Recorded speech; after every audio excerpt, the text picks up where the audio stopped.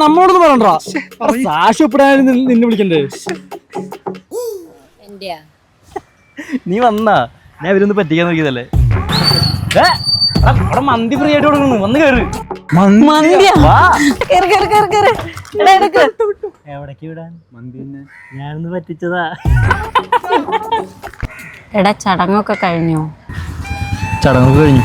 എടാ നീ എപ്പോഴും ഞങ്ങളിങ്ങനെ പറ്റിക്കുന്നില്ലേ, അതുകൊണ്ട് ഞങ്ങളൊന്ന് വരാഞ്ഞു. എനിക്ക് മനസ്സിലായി, ഒരാവശ്യം വന്നപ്പോൾ എൻ്റെ വൃത്തിയായിട്ട സ്വഭാവം കാണുന്ന ഒരാളും കൂടെ ഉണ്ടായിരുന്നു. എൻ്റെ നശിച്ച സ്വഭാവം ഞാൻ നിർത്തി. ഇനി ആരോടും ഒന്നും പറയാൻ പോലും.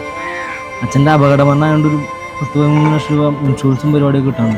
ഞാൻ അതിൽ കുറേ ബാങ്കിലൊക്കെ കയറി ഇറങ്ങണം. ഒന്നിനും സഹായിക്കപ്പോൾ ആരും നമുക്ക് പോവാന്നല്ലേ? അല്ല, നിങ്ങളിത് എവിടെ പോവാ? ബാങ്കിൽ പോണ്ടേ? ഞാൻ വെറുതെ പറ്റിച്ചതാ 10 ലക്ഷം. പുള്ളി അറ്റാക്ക് വന്ന പിടിച്ചേ. എൻ്റെ നശിച്ച സ്വഭാവം മാറില്ല.